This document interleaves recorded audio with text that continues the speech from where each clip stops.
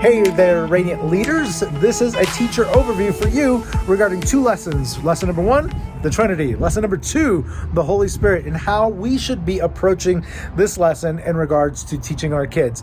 And I'm outside in particular because I wanted to bring this into the picture. I use this in the parent lesson overview, which I will tag and maybe put somewhere right around here so you can click it and watch it as well. But here's what I was saying is in this lesson in regards to the Trinity, we can look at the sun as an example. It's not a perfect example, it's a good one, meaning that the sun is a ball in the sky. Right? Actually, it's a ball in the space atmosphere, right? It's a ball of plasma. But not only is it a plasma ball in space, when I look around, I look at the sunlight, and this is an effect of the sun. We love to sit out and enjoy the light of the sun, all part of the sun. And I tell the parents that they can correlate the plasma ball as the Father, the light as the Son, and then we feel the warmth of the sun, which we can correlate as the Holy Spirit.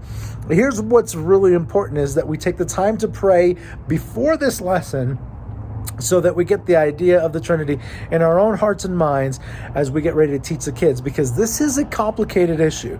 I'm sure if you're not wrestling with it now that you did at one point think, how can God be three things in one? It doesn't make sense, and it doesn't make sense in our human mind.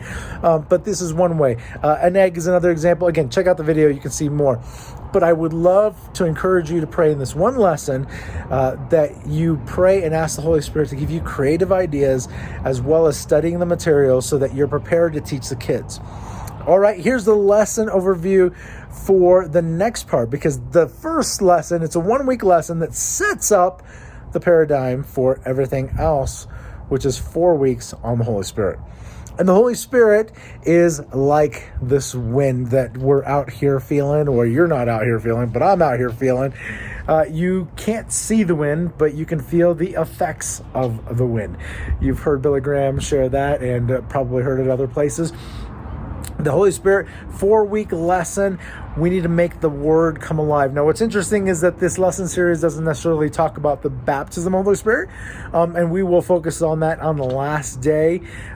Maybe focus is even the wrong word, but we're going to put a little more emphasis on the last day. But we want to know how the Holy Spirit walks with us and is in us, and we need Him for all the things that He's with us, that He empowers us, and He gives us the ability to go. And so it's important that we take these lessons seriously, that remember that you are doing ministry. This isn't childcare.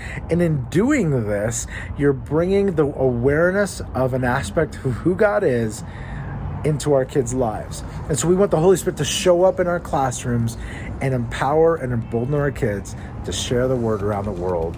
And so thank you for all you do. And I encourage you, be prayed up, be prepared, be excited and activated in the Holy Spirit to share His Word with our kids.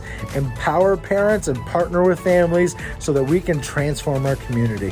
Thank you for all you do, and I so love and appreciate each and every one of you. If you have thoughts and ideas, let me know. I'd love to hear from you how we can make these words come alive for our kids.